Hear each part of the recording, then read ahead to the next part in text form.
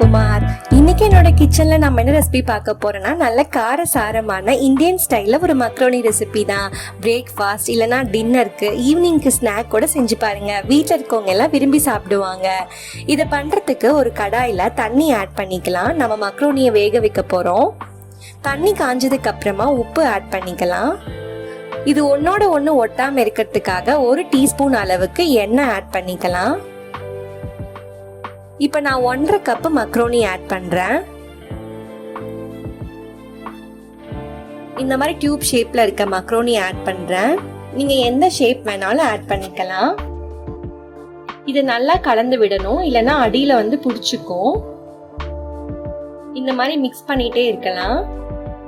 நல்லா கொதிக்க விடலாம். இன்னும் வேகல, நல்லா ஒயிட் கலரா ஆகும்.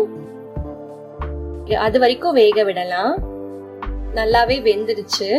உடைச்சா உடையும். அந்த ஸ்டேஜ் தான் கரெக்டான ஸ்டேஜ். இப்ப ஸ்டவ் ஆஃப் பண்ணிட்டு நல்லா வடிகட்டி எடுத்து வச்சுக்கலாம்.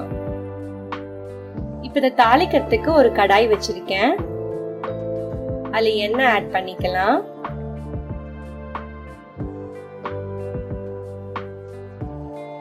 எண்ணெய் காஞ்சதுக்கு அப்புறமா கடுகு ஆட் பண்ணிக்கலாம். கடுகு பொரிஞ்சதுக்கு அப்புறமா கட் பண்ணி வச்சிருக்க 2 பெரிய வெங்காயத்தை ஆட் பண்ணிக்கலாம். கொஞ்சமா கறிவேப்பிலை ஆட் பண்ணிக்கலாம். இதை நல்லா வதக்கிக்கலாம்.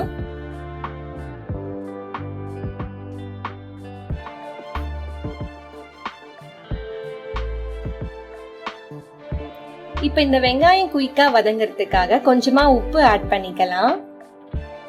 கட் பண்ணி வச்சிருக்க 2 தக்காளி ஆட் பண்ணிக்கலாம். இதை நல்லா மிக்ஸ் பண்ணிக்கலாம். வெங்காயமும் தக்காளியும் நல்லா வதங்கி எண்ணெய் பிரிஞ்சு வர வரைக்கும் வெயிட் பண்ணலாம். எண்ணெயெல்லாம் நல்லா பிரிஞ்சு வந்துருச்சு. இந்த ஸ்டேஜ்ல 1/4 டீஸ்பூன் மஞ்சள் தூள், 1 டீஸ்பூன் மிளகாய் தூள்,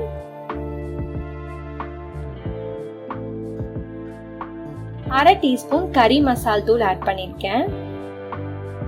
இதை நல்லா கலந்து விட்டுக்கலாம். இப்ப நான் செய்யற அளவு 2 பேருக்கு சரியா இருக்கும்.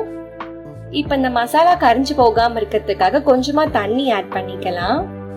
நல்லா மிக்ஸ் பண்ணிக்கலாம். இப்ப 1/4 டீஸ்பூன் சோயா சாஸ் ஆட் பண்ணிக்கலாம். 1/2 டீஸ்பூன் அளவுக்கு கிரீன் சில்லி சாஸ் ஆட் பண்ணிருக்கேன். உங்ககிட்ட ரெட் சில்லி சாஸ் இருந்தா அதை ஆட் பண்ணிக்கோங்க. ஒரு 2 டீஸ்பூன் அளவுக்கு டொமேட்டோ கெச்சப் ஆட் பண்ணிருக்கேன். இதை நல்லா கலந்து விட்டுக்கலாம்.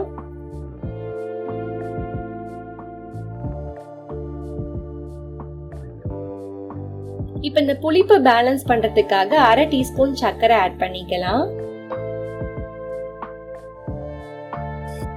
இது எல்லாம் நல்லா மிக்ஸ் ஆகி பச்சை வாசனை போனதுக்கு அப்புறமா நம்ம வேக வச்சிருக்க மக்ரோனி இது கூட சேர்த்திக்கலாம்.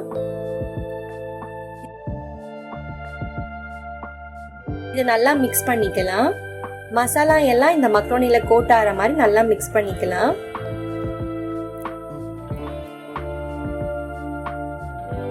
நல்லா மிக்ஸ் பண்ணியாச்சு.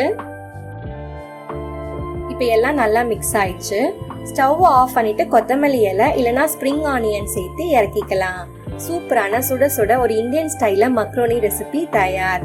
ஈவினிங் டைம்ல செஞ்சு கொடுத்து பாருங்க. வீட்டில் இருக்கவங்க எல்லாம் விரும்பி சாப்பிடுவாங்க.